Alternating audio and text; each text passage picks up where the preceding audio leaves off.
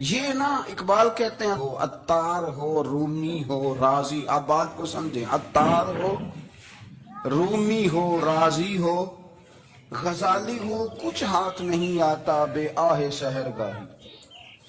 کہتے بہت بڑا صوفی ہو جیسے فرید الدین عطار تھے، بہت بڑا تصوف کا امام ہو جیسے امام غزالی تھے، بہت بڑا تفسیر کا استاد ہو جیسے امام رازی ہو، عطار ہو رومی ہو رازی ہو غزالی ہو، پر کچھ ہاتھ نہیں آتا بے آہ سحر گاہی۔ اگر سویرے اٹھ کے روتا نہیں نا اللہ کی بارگاہ میں، اگر تہجد نہیں نہ پڑھتا تو کچھ ہاتھ نہیں آتا بے آہ سحر گاہی۔ پھر اس کو کوئی چیز نصیب، میری بات کی سمجھ آ رہی ہے آپ حضرات؟ جب تک آپ سویرے نہیں اٹھتے، آپ اللہ اللہ نہیں کرتے، آپ کو نوافل کا چسکا نہیں، عبادت کا مزہ نہیں، فرمایا میری عبادت کرو، یہ شوق پیدا کرو، میں نے تمہیں پیدا کیا ہے۔ ہم لوگوں کے نشے مختلف نشے، بڑا عجیب رنگ ہے۔ محفل کی صدارت کرنے والے بڑے پیر صاحب، بڑے القابات و خو، بیچ میں سے بندہ تلاش کرنے سے بھی نہیں ملتا، اتنے بڑے لقب ہے اس کے، لیکن وہ سج سنور کے 2.5 گھنٹے بیٹھا رہا محفل میں، اور نماز کا وقت آیا تو اس نے مختصر سی پڑھی، وہ نکل گیا، وہ ہلکے سے سجدے کی۔ او اتنا بڑا عشق رسول نعت کا، او ہو کیا بات ہے، اور عشق رسول کا بہت بڑا پیغامبر، بہت بڑا مبلغ، وہ بیچارہ سمجھ ہی نہیں سکا کہ اللہ کے رسول نے فرمایا تو نماز پڑھ میری آنکھیں ٹھنڈی ہو جائیں گی۔ تو یہ نشے کے عادی تو ہیں پر حقیقت کے قائل نہیں ہیں۔ یہ بس ٹھیک ہے، خوابوں کی دنیا میں لوگ زندہ ہیں، پر جن کو یہ جو نشہ تھا نا عبادت کا، یہ میرے رسول پاک کی چاہت ہے، یہ میرے نبی کریم علیہ السلام کی۔ آپ دیکھیں نا حضور مہینوں جا کے غار حرا میں بیٹھتے، کیا وہاں تبلیغ کرتے تھے؟ کوئی کتاب لکھتے تھے؟ رسول کریم علیہ السلام مہینہ رہتے غار حرا میں، کوئی نہ مجھے دیکھے، کوئی نہ مجھے ملے، حضور یہاں کیا ہے؟ فرمایا میں اپنے رب کی عبادت کروں گا۔ نبی کریم علیہ السلام نے سجدوں کے ساتھ پتھروں اور پہاڑوں کو آباد کر دیا، سجدوں کے ساتھ۔ آپ کا سجدہ آپ کو بہت ساری چیزوں سے چھڑا لیتا ہے، یہ بہت ساری جگہوں سے جھکنے سے بچا لیتا ہے۔ صوفیاء اولیاء یہ کیا کرتے تھے؟ یہ سجدے کا ذوق ہی تو پیدا کرتے تھے، سجدے کا ذوق۔ شاہ عبدالعزیز دباغ رحمت اللہ تعالی علیہ اپنے مریدوں سے فرمایا کرتے تھے کہ اگر تم پکے نمازی بن جاؤ نا، تہجد گزار ہو جاؤ، تو میرے پاس آنا جانا چھوڑ دینا۔ اور اس کی حضور کیوں؟ فرمایا میں تمہارے اور رب رسول کے رستے میں رکاوٹ نہیں بننا چاہتا، اور میرا مقصود ہے تمہیں وہاں تک پہنچانا۔ جب پہنچ گئے تو پھر میری ضرورت ختم ہو گئی۔ ہاں کبھی وسوس آئے، شک پیدا ہو، تکلیف ہو تو آنا، ورنہ میں نہیں چاہتا کہ میں رکاوٹ بنا رہوں۔ تم اللہ اللہ کرو، اس مالک کو راضی کرو۔ میرے رسول پاک علیہ وسلم نے فرمایا بندہ اللہ کے سب سے قریب اس وقت ہوتا ہے جب وہ سجدے کی حالت میں ہوتا ہے۔ کس کے قریب ہوتا ہے؟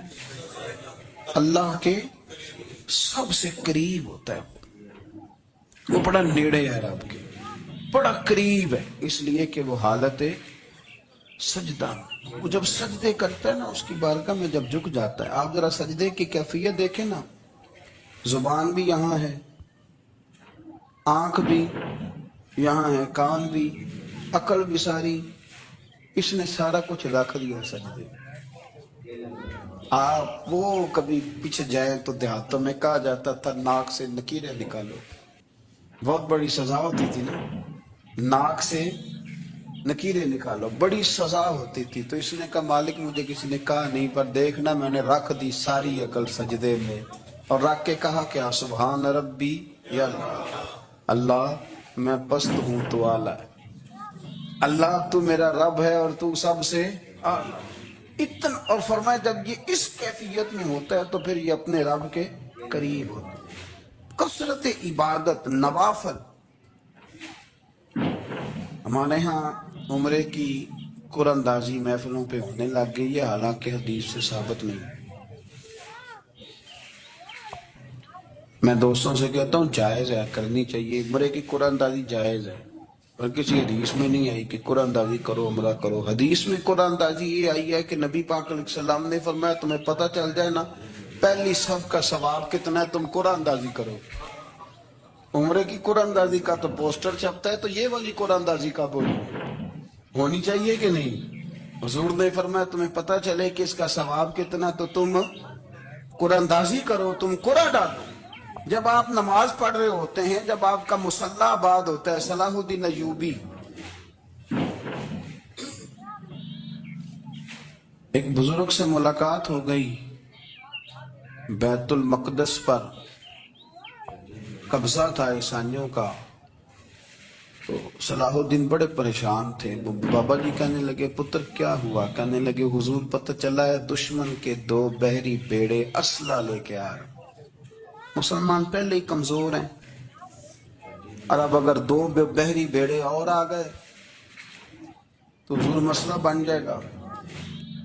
تو میں پریشان ہوں کہ کس طرح یہ کم مسئلے والی ہماری فوج ہے کیسے مقابلہ کرے گی؟ تو بابا جی کہنے لگے پتر اس طرح کرنا، آج رات تو بھی دعا کرنا اور میں بھی کروں گا، تو بھی دعا کرنا، آپ ناراض نہ ہونا، ہم تو پیروں والے، ہم تو پیروں کے نوکر غلام ہیں، ہمارا تو گزارا ہی نہیں، ہمیں تو ملتا ہے سارا کچھ وہاں سے۔ پر میرا سوال یہ ہے کہ تعویذ لینے جاتے ہو نفل کیوں نہیں پڑھتے؟ رات اللہ اللہ کیوں نہیں کرتے؟ یہ بھی تو ہمارے بزرگوں کا ہی طریقہ ہے، انہوں نے تو ہمیں سکھایا ہے۔ صلاح الدین ایوبی سے بزرگوں نے کہا کہ رات آج نا اللہ اللہ کرنا، تو میں تیرے لیے دعا کروں گا، تو بھی دعا کرنا۔ تو بندہ جب دکھی ہوتا ہے تو سجدہ کرتا ہے، تو پھر ہی تو مصلی بھیگ جاتا ہے، پھر ہی تو مزہ آتا ہے۔ سکھی بندہ تو کعبے جا کے نہیں روتا، دکھی تھے، تکلیف تھی، تو سر رکھا سجدے میں تو تڑپ گئے۔ اور وہ بابا جی کہتے ہیں میں مسجد آیا تو صلاح الدین چیخیں مار کے رو رہا تھا اور کہہ رہا تھا مالک میں کوئی اپنی شان کے لیے تو نہیں نہ لڑ رہا، اللہ کو میں کوئی قبضوں کے لیے تو نہیں لڑ رہا، مالک تیرے لیے لڑ رہا ہوں، مجھے بے آبرو نہ کرنا، میری مدد فرمانا۔ کہتے ہیں میں آیا تھا کہ مسجد میں دعا کروں گا، پر صلاح الدین ایوبی کو روتے دیکھا تو میں لوٹ گیا۔ تو سویرے صلاح الدین ملے تو بڑے خوش تھے۔ میں نے کہا پتر کیا ہوا؟ کہنے لگے حضور وہ بحری بیڑے 2 آ رہے تھے نا اسلحہ لے کے، دونوں ڈوب گئے پانی میں ڈوب گئے۔ تو بابا جی کہنے لگے صلاح الدین وہ پانی میں نہیں ڈوبے، وہ تیرے آنسوؤں میں ڈوب گئے، وہ غرق ہو گئے، وہ جو تو نے مصلی بات کیا تو وہ تیرے آنسوؤں میں ڈوب گئے، وہ غرق ہو گئے، وہ تباہ اتنے قیمتی تھے تیرے آنسو کے بہا لے گئے دشمن کے بحری بیڑوں کو۔ میرے بھائی ٹھیک ہو گیا جی، میرے عزیز سمجھ لیں اس بات کو ہمیشہ کے لیے، اور اس پر غور کرنے اچھے طریقے سے کہ میرے رسول کریم سید عالم صلی اللہ علیہ وسلم نے نا ہماری توجہ دلائی، حضور نے ہمیں بتلایا، ہمارا ذوق بڑھایا عبادت کی طرف۔ ایک صحابی تھے حضرت ابو فاطمہ رضی اللہ تعالیٰ عنہ، یہ ترمذی شریف کی حدیث ہے۔ نبی پاک علیہ السلام نے فرمایا ابو فاطمہ قیامت کے دن مجھ سے جلدی ملنا چاہتے ہو کہ دیر کے ساتھ؟ تو کہنے لگے حضور کون ہوگا جو دیر سے ملنا چاہے گا؟ ہم نے تو جان دے دی وعدہ دیدار پر۔ اعلیٰ حضرت فرماتے ہیں جان دے دی وعدہ اور نقد اپنا دام ہو ہی جائے گا۔ مجھے لگتا ہے کہ یہ سودا نقد و نقد ہو جانا ہے، چونکہ ہم نے جان دے دی وعدہ دیدار پر۔ آپ نے وعدہ کیا تھا کہ مریں گے تو پھر زیارت ہوگی، تو مر گئے ہم زیارت کی خاطر۔ جان دے دی وعدہ دیدار پر تو نقد اپنا دام ہو ہی جائے گا۔ اے رضا ہر کام کا ایک وقت ہے، دل کو بھی آرام ہو ہی جائے گا۔ تو حضرت ابو فاطمہ رضی اللہ تعالیٰ عنہ سے نبی پاک صلی اللہ علیہ وسلم نے فرمایا جلدی ملنا چاہتے ہو کہ دیر سے؟ عرض کی حضور فٹافٹ ملنا ہے، میں نے قیامت کے دن آپ سے جلدی ملنا ہے۔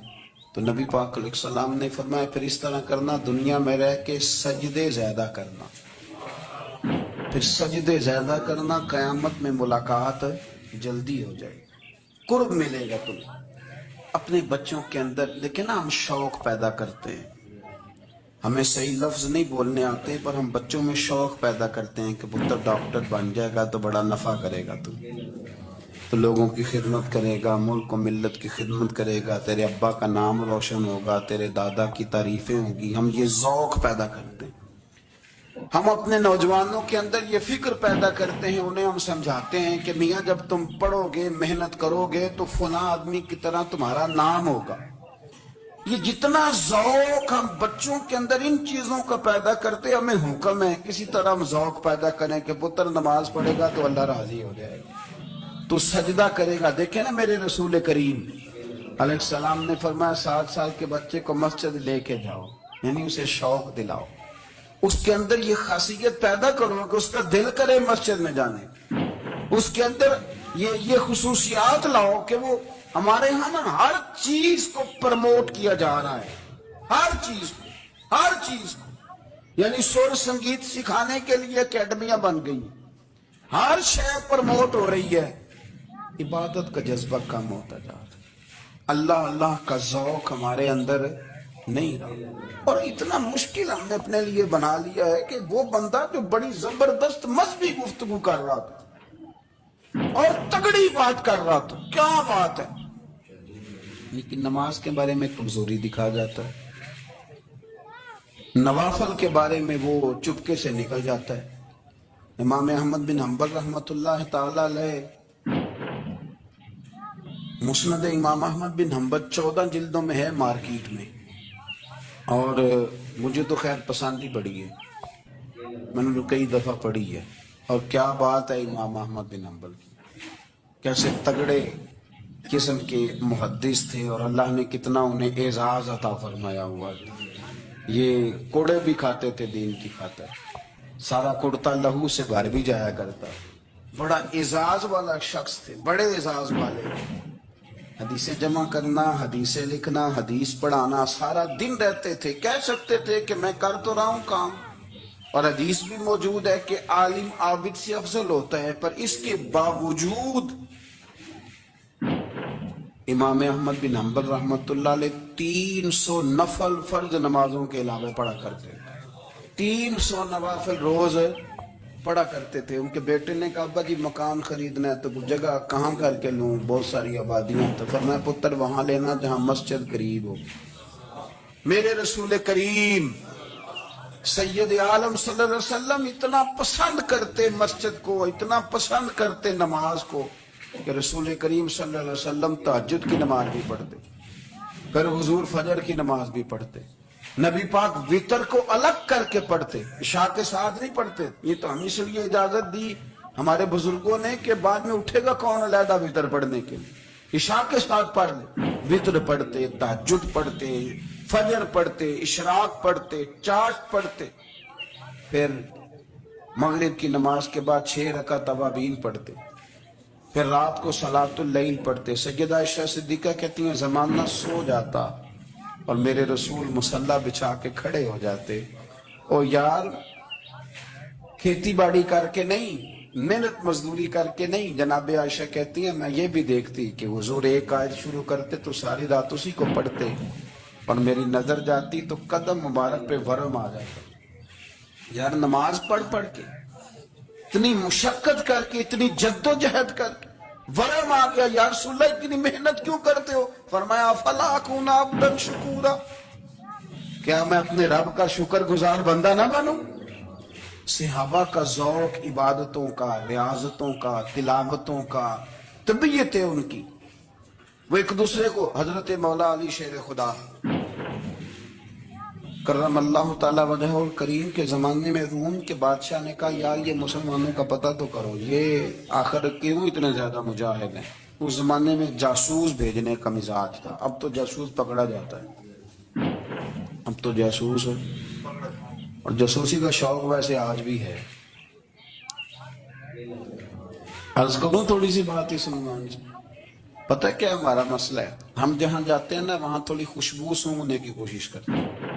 وہ کیا ہے تو یہ کیا ہے تو ادھر کیا ہے تو تھوڑا سا ادھر کیا ہے. میرے رسول پاک پڑھیے درود شریف.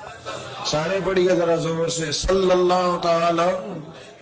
نبی پاک علیہ السلام نے فرمایا جاسوسی نہ کرنا ورنہ تم بندوں کو خراب کر دو گے.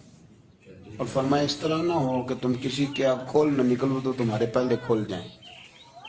یہ جو ذوق ہے نا یہ ختم کریں، چھوڑیں. مطلب آپ کس چکر میں پڑے ہوئے ہیں؟ اتنی زیادہ توجہ کرنے کی کیا ضرورت؟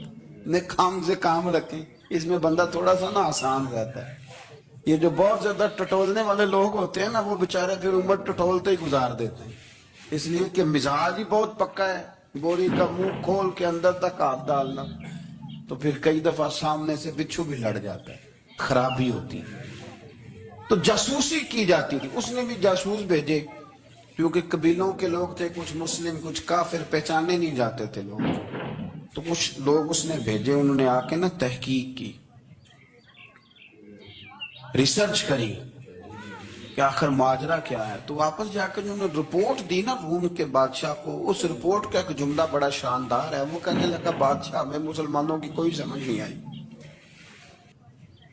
ہمیں کوئی سمجھ نہیں آئی. انہوں نے کہا کیوں نہیں سمجھ آئی؟ کہنے لگے یار عجیب بندے ہیں، جب رات مسلح پہ بیٹھتے ہیں تو یوں لگتا ہے ان کا دنیا سے رشتہ ہی کوئی نہیں، کوئی کسی کو نہیں جانتا. کوئی اپنے دکھ سنا کے رو رہا ہے، کوئی اپنی بات کر کے رو رہا ہے. لگتا ہے کہ ان کا کوئی رشتہ ہے ہی نہیں جب مسلح میں بیٹھتے ہیں. اور فرمایا جب سویرے یہ جہاد کرنے نکلتے ہیں تو لگتا ہے ان سے زیادہ دلیر ہی کوئی نہیں. حالانکہ جو مسلحوں پہ رونے دھونے کے لوگ ہوتے ہیں وہ کئی دفعہ جہاد میں کام نہیں کرتے، لیکن عجیب لوگ ہیں کہ رات کے راہب ہیں، دن کے مجاہد ہیں، کوئی سمجھ نہیں آتی. میرے عزیز، ان لوگوں نے مسلح آباد کر کے رکھا، تلاوتیں ان کا ذوق رہی، منظر روز پڑھنا، اسباق پڑھنا، وظائف پڑھنا، یہ ان کا ذوق رہا. اعلیٰ حضرت بریلوی رحمت اللہ نے 1000 کتاب لکھی ہے، لیکن الوظیفۃ الکریمہ کے نام سے جو وہ صبح و شام وظائف پڑھتے تھے وہ الگ انہوں نے ان کو بیان کیا، پابندی کے ساتھ اپنی اللہ اللہ کرتے. شیخ شہاب الدین سہروردی رحمت اللہ علیہ پر ایک بندے نے اعتراض کیا. اس نے کہا جی آپ کس قسم کے صوفی ہیں، مرید بیٹھے ہیں اور آپ وہاں نفل پڑھ رہے ہیں؟ یہ بھی بڑا مسئلہ ہوتا ہے نا. جو بندہ ملنے آتا ہے وہ اپنے ٹائم کے حساب سے آتا ہے، اور پھر اس کا یہ بھی خیال ہوتا ہے کہ پیر صاحب جو ہیں وہ چونکہ درویش ہیں تو نہ انہیں روٹی کھانی چاہیے نہ سونا چاہیے، چونکہ وہ درویش ہیں، اور ہم چونکہ درویشوں کے ماننے والے ہیں لہذا ہمارا یہ طریقہ ہونا چاہیے کہ جیسے ہم کہیں درویش ویسے ہی کر جائے. حالانکہ جس کو آپ درویش کہیں گے آپ اس کی مانیں گے، آپ منوائیں گے نہیں، تمہارا مزاج ہوتا ہے. شیخ شہاب الدین پر لوگوں نے اعتراض کی، حضور لوگ ملنے آئے ہیں، زیارت کرنے آئے ہیں، یہ بندے دعا کرانے آئے ہیں، اللہ اللہ کرانے آئے اور آپ نفل پڑھ رہے ہیں. کیا جملہ ہے، کیا حسن ہے، کیا خوبصورتی ہے. فرمانے لگے رب رسول سے مانگنے کے لیے مصلی بچھایا ہے، اگر وہاں سے مانگوں گا نہیں تو تمہیں دوں گا کیا؟ پہلے مجھے کچھ لے تو لینے دو، اگر میرے پلے کچھ ہے ہوگی تو آگے دوں گا نا. تو میں مانگنے گیا تھا کہ یا اللہ دے، تیرے بندے لینے آئے، دے تو میں کچھ لوں گا تو آگے دوں گا نا. لیکن ہمارا یہ سٹیٹس، یہ مزاج، یہ شعور نہیں ہے. گپیں، کہانیاں، داستانیں، گفتگو، خطابت، واز، کیا بات. لیکن اگر کچھ کرنے کا کام ہو تو وہ نہیں ہم سے ہوتا. میرے نبی کریم علیہ السلام نے مصلی سے دل لگانے کا درس دیا، حضور نے توجہ دلائی. صحابہ اس ذوق کے حامل لوگ تھے، وہ کوشش کرتے تھے. جناب صدیق اکبر رضی اللہ تعالیٰ عنہ کا عبادت کا مزاج ہمیشہ قائم رہا. حضرت عمر فاروق ساری رات اللہ کے حضور کھڑے رہے. حضرت عثمان غنی رضی اللہ تعالیٰ عنہ عشاء کی نماز پڑھ کے 2 رکعتوں کی نیت باندھتے تھے، 15 سپارے پہلی رکعت میں پڑھ دیتے اور 15 سپارے قرآن مجید کے دوسری رکعت میں پڑھ دیتے. آپ نے نا حضرت عمر فاروق کے وصال کے بعد ان کی ایک بیوہ سے نکاح کیا.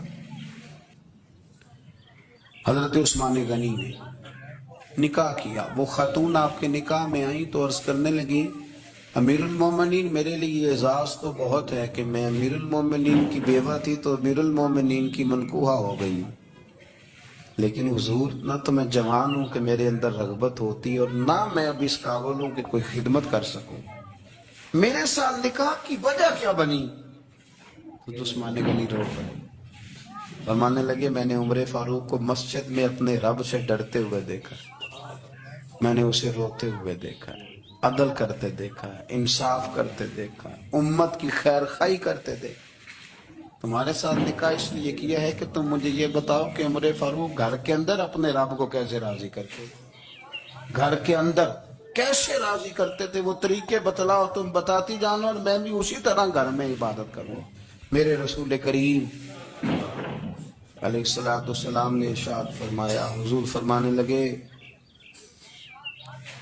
جس گھر میں اللہ کا ذکر ہوتا ہے وہ گھر زندوں کا ہے، اور جس گھر میں رب کریم کا ذکر نہیں ہوتا وہ گھر زندوں کا نہیں ہے۔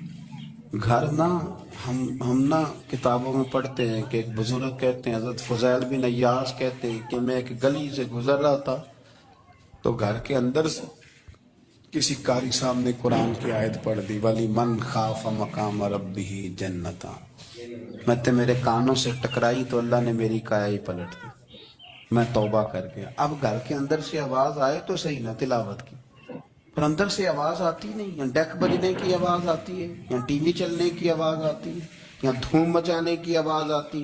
عبادت کا وہ جو خاص شوق تھا، وہ جو حسن تھا، وہ جو توانائی تھی، وہ جو بات تھی۔ ایک جگہ پہ ہم بیٹھے تھے تو وہاں ایک صاحب آئے، انہوں نے آتے ہی کہا کہ مہربانی کریں ذرا مجھے مصلی دے دیں، میرے نہ کچھ نفل رہ گئے۔ تو میں نے وضو کر لیا تو کوئی مصلی مل جائے، مصلی انہیں دے دیا گیا، وہ مصلی لے کے چلے گئے تو پیچھے ایک صاحب نے تبصرہ کیا، کہنے نے کتنا ریاکار بندہ ہے، لوگوں کو دکھا رہا ہے کہ میں نفل پڑھتا ہوں، ہے کو بات کرنے والی۔ میں نے اسے کہا، میں نے کہا تو مہربانی کرنا اس طرح کی ریاکاری تو بھی کر، پکڑ مصلی اور جا تو بھی تھوڑی ریاکاری کر کے آ، اٹھ ذرا شکر کر، کوئی یہ ریاکار بھی ملا ہے، کوئی نفل پڑھ کے ریاکاری کر رہا ہے۔ اللہ کا میں کہتا ہوں کو پڑھے تو صحیح نہ یار، یہ کوئی دور ہے نفل پڑھنے کا، اس میں تو لوگوں کا مزاج ہی نہیں، طبیعت ہی نہیں۔ میں نے کہا چل مہربانی کر، یہ لے مصلی اور تو بھی جا تھوڑی سی، یا کرے یا ریاکاری کرو تو صحیح نا، مزاج ہی نہیں، ذوق۔ جمعے کی نماز پڑھ کے یوں دنیا بھاگتی ہے، اوہو پتہ نہیں کون سی پیچھے آگ تھی جو بجھائی جائے گی، اور آج تک لوگ مسئلہ پوچھ رہے ہیں کہ جمعے کی بعد والی سنتیں کتنی ہوتی ہیں۔ میں نے کہا کتنے سال ہو گئے جمعہ پڑھتے، کتنے سال ہو گئے، ابھی تک سنتوں کا نہیں پتا، ابھی تک نہیں علم کے پہلے کتنی رکھتے ہیں اور بعد میں کتنی رکھتے ہیں۔ عبادت اس لیے کیا کرو کہ اللہ نے تمہیں پیدا کیا ہے، اور اس لیے کہ تم سے پہلے لوگوں کو بھی اللہ نے پیدا کیا ہے۔ اور پھر ارشاد فرمایا کہ الذی جعل لکم الارض فراشا، وہی رب ہے جس نے تمہارے لیے زمین کو فرش بنایا ہے، والسماء بناء، اور آسمان کو چھت بنایا ہے، وانزل من السماء ماء فاخرج به من الثمرات رزقا لکم، زمین کو فرش بنایا، آسمان کو چھت بنایا، پھر آسمان سے پانی برسایا جس کے ذریعے پھل نکالے، اور وہ بھی کسی اور کے لیے نہیں، رزقا لکم، تمہارے رزق کے لیے، وہ بھی تمہارے رزق کے لیے۔ یہ ساری نعمتیں تمہیں دی ہیں، اب فلا تجعلوا للہ اندادا، اب تم اللہ کے ساتھ کسی کو شریک نہ بناؤ، وانتم تعلمون، تم جانتے بھی ہو، تمہیں خبر بھی، تمہیں پتہ ہے کہ عبادت اللہ کی کرنی چاہیے، تمہیں پتہ ہے کہ نماز پڑھنی چاہیے، تم جانتے ہو کہ نوافل ادا کرنی چاہیے، تمہیں پتہ ہے کہ سجدے آنکھیں بند کر کے جھوٹ کی زندگی جی کے، اپنے ساتھ بددیانتی کر کے، دھوکہ دے کے، اپنے آپ کو دائیں بائیں، اپنے آپ کو کہیں مصروف رکھ کے کچھ وقت ضائع تو کر لیتے ہو، پر تمہیں پتہ تو ہے نا کہ عبادت اللہ کی کرنی، تمہیں اس کی خبر ہے۔ فرمایا اس رب کی، دیکھیں نا، انسان پر اگر کوئی شخص نیکی کر دیتا ہے، احسان کر دیتا ہے، تو انسان اس کے سامنے پھر گردن نہیں اٹھا سکتا، یار یہ میرے مشکل وقت کا دوست ہے، اس نے میرے ساتھ نیکی کی ہے، کبھی بھی گردن نہیں اٹھائے گا، جھکا کے رکھے گا۔ تو اگر عام کوئی نیکی کر دے تو اس کے سامنے انسان کبھی گردن نہیں اٹھاتا، تو جو رب ساری نعمتیں عطا فرمائے، جو کہے کہ تیری تخلیق میں نے کی، تجھ سے پہلوں کو بھی پیدا میں نے کیا، تیرے لیے زمین کا بچھونا بھی میں نے بچھایا، آسمان کی چھت بھی میں نے لگائی، تیرے لیے زمین سے ساری اناج کو، پھل کو، کھیتیوں کو نکالا بھی تیرے لیے، اب تو اس طرح کر کہ تو میری عبادت کر، تو میری بارگاہ میں جھک جا۔ بہت سارے نشے لوگوں کو لگے ہوئے ہوتے ہیں، ہر آدمی کوئی نہ کوئی نشہ کرتا ہے، کوئی دولت کا کرتا ہے، کوئی شہرت کا کرتا ہے، کوئی اپنی تعریف کا نشہ کرتا ہے، دو چار لوگوں سے تعریف سن کے مطمئن ہو جاتا ہے۔ ناراض تو نہیں ہوگی اس جملے سے آپ؟ کرتے ہیں لوگ دولت کا نشہ بھی، یہ جب نقصان ہوتا ہے تو بندے بیمار نہیں ہو جاتے؟ پیسے ڈوب جاتے ہیں تو لوگ بیمار نہیں ہو جاتے؟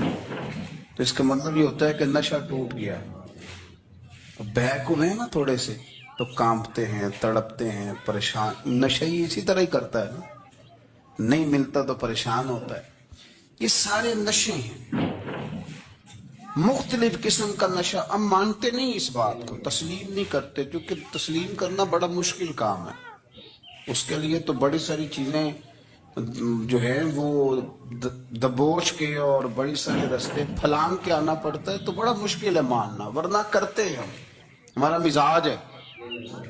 یہ گھومنے پھرنے کا، دنیا دیکھنے کا بھی ایک نشہ ہے، یہ بہت ساری باتیں کرنے کا بھی ایک نشہ ہے، گپ شپ کا بھی ایک نشہ ہے۔ دو چار لوگوں کی جب تک پگڑیاں نہ کھول لیں، بعض لوگوں کو نیند نہیں آتی، یہ غیبت کا، چغلی کا، بددیانتی کا، یہ بھی ایک نشہ ہے۔ اس پر ملا رومی رحمت اللہ نے بڑا کلام لکھا ہے، وہ کہتے ہیں مانگ کے کھانے کا بھی نشہ ہے، مانگ کے کھانے کا بھی نشہ ہے۔ وہ کہتے ہیں کہ ایک بھیک مانگنے والی خاتون تھی، تو بادشاہ کے پاس بھیک مانگنے آئی، تو بادشاہ کو پسند آ گئی، اس نے شادی کر لی۔ اب اس کو عادت تھی بھیک مانگ کے کھانے کی، تو وہ کنیزوں سے کہا کرتی تھی کہ فٹافٹ نہ روٹی لے کے آیا کرو، میں 2-3 دفعہ مانگوں تو پھر لایا کرو، کیونکہ ایک نشہ ہے نا، تو میں مانگوں 2-4 دفعہ تو پھر۔ تو انسان بہت سارے نشے کرتا ہے، یہ مانتا نہیں، یہ موبائل، یہ فیس بک، یہ سارے نشے ہی ہیں۔ اپنی فوٹو لگا لینا، سارا دن اسی کو دیکھتے رہنا، اور بڑے بڑے سیانے بندے جو وزادار ہیں، بڑے وزادار لوگ ہیں، لیکن وہ بھی سنجیدگی کے قائل نہیں، اس طرح کے نشوں کا شکار ہے۔ یہ سارے نشے ہیں جو ہم نے پال لیے۔ ہمارے صوفیاء، ہمارے بزرگ فرماتے ہیں کہ تم اس طرح کرو، اگر سارے نشوں سے بچنا چاہتے ہو تو سجدے کا نشہ شروع کرو، سجدے کا نشہ شروع کرو۔